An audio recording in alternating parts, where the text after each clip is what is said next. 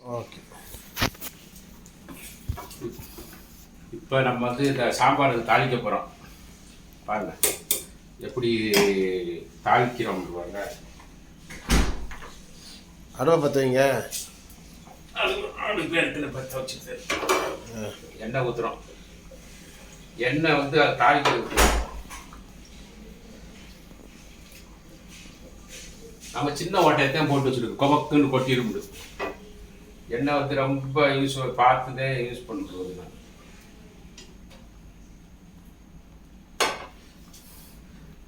கேட்டால் இது இந்த ஒரு கேடு ஒரு மாதம் 1.5 மாதம் ஓட்டுவோம். எண்ணெயை கபக்குலாம் கொட்டுறதுலாம் கிடையாது. கலந்துதான் போடுறது.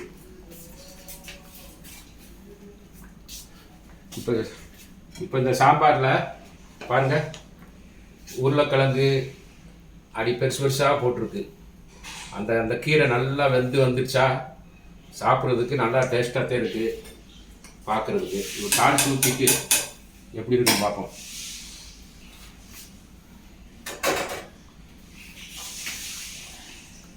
கடுகு சோம்பம் போடலையா? இப்போ கடுகு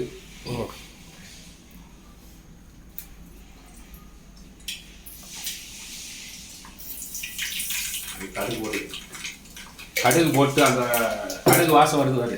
கடுகு கொஞ்சம் சோம்பு போட்டுக்கலாம். இங்கே எல்லாத்தையும் ஊற்றி போட்டுக்கலாம். கருவேப்பிலை,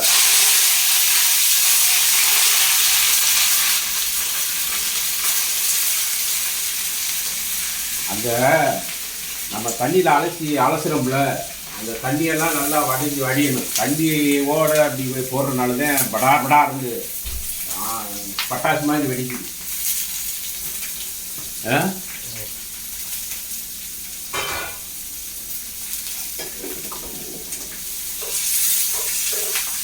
நல்லா சிந்து நல்லா வதங்கின பிறகு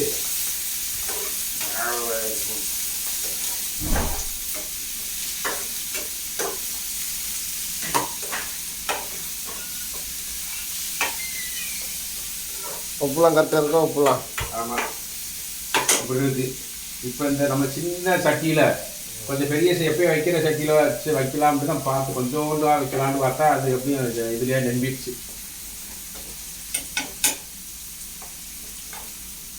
இப்படி மேலே நல்லா சுரண்டி விடணும்.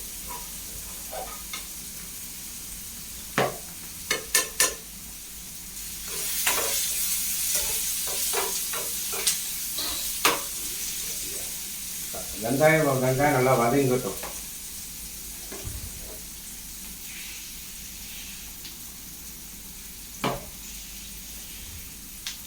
நல்லா வதங்கி வருது.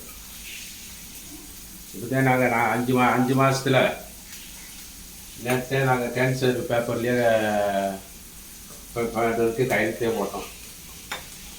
இப்போ நல்லா வெயில், பயங்கரமான வெயில் நடக்குது. எப்படி இந்த வெயிலில் போய் இறங்கி வேலை செய்யணும்னு தெரியல. கடுமையான வெயிலாக இருக்குது இந்த வருஷம்.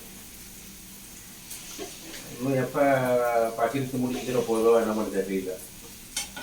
இது ஒரு சோதனை கட்டம் தான். கீழே விழுந்தாலும் நம்ம வழி இல்லாமல் சிரிச்சுக்கிட்டே எந்திப்பாங்கல்ல, அது மாதிரி தான் எங்கள் வாழ்க்கை ஓடிட்டு. அதனால செலவுகள்லாம் பெரும்பாலும் பார்த்து செலவு செய்ய வேண்டியிருக்கு. இந்த 5 மாதம் வருமானம்லாம் ரூம்லேயே உட்காந்துக்கிட்டு இருக்கோம். வெங்காயம் எப்பயும் வதங்குது பார்த்தீங்களா?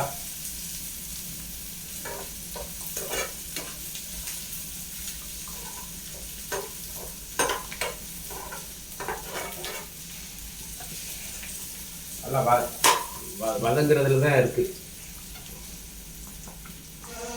இப்படி நல்லா சுரட்டி விடணும். நல்லா அந்த மசாலா அதில் நிற்கிது பார்த்தீங்களா?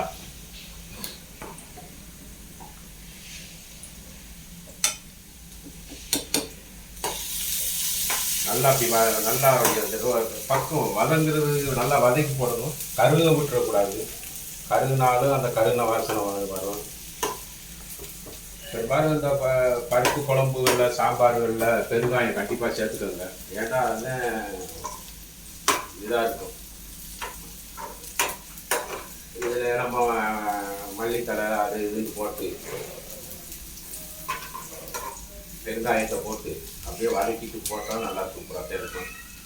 நாங்கள் வந்து தேங்காய் தான் நமக்கு தேங்காய்க்கும் அதுக்கு ஊரில் போய் தான் தேங்காய் வச்சு இப்போ குழம்பு வச்சு ஆசைக்கு தேங்காயில் சாப்பிட்டு பார்க்கணும். தேங்காயெல்லாம் மறந்தாச்சு. தேங்காய் குழம்பு அந்த காலத்தில் மாதிரி பூச்சாறு மாதிரி எதை வச்சாலும் நல்லா அழகாக வதங்கிடுச்சு. ஆஃப் பண்ணிட்டோம். நல்லா வதங்கிடுச்சு. வரல ரொம்ப கருகு கூடாது. கருகுனாலும் அந்த கருகின வாசனை சாம்பாரில் வந்துடும்.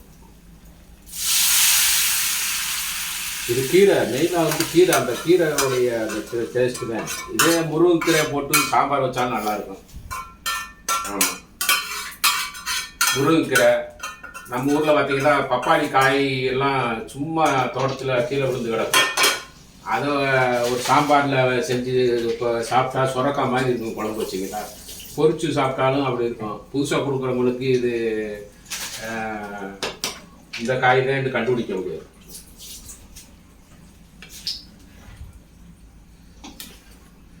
அதெல்லாம் சாம்பார் வச்சு யூஸ் பண்ணலாம். இங்கெல்லாம் பயங்கரமான விலை பப்பாளி காயெல்லாம் இருக்கு. எது நம்ம சின்ன பிள்ளையில கழிச்சு போட்டோமோ அது ஊரா அங்கே விற்கிறாங்க.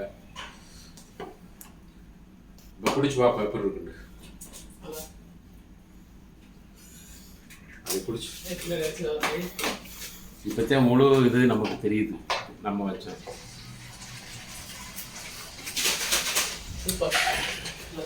நல்லா இருக்கு. ஆனால் இது மாதிரி சாம்பாராக இருந்தால், தோசையாக இருந்தாலும், இட்லியாக இருந்தாலும் ஒரு 15 இட்லி எடுத்து வாங்கலாம். சரி 10 இட்லி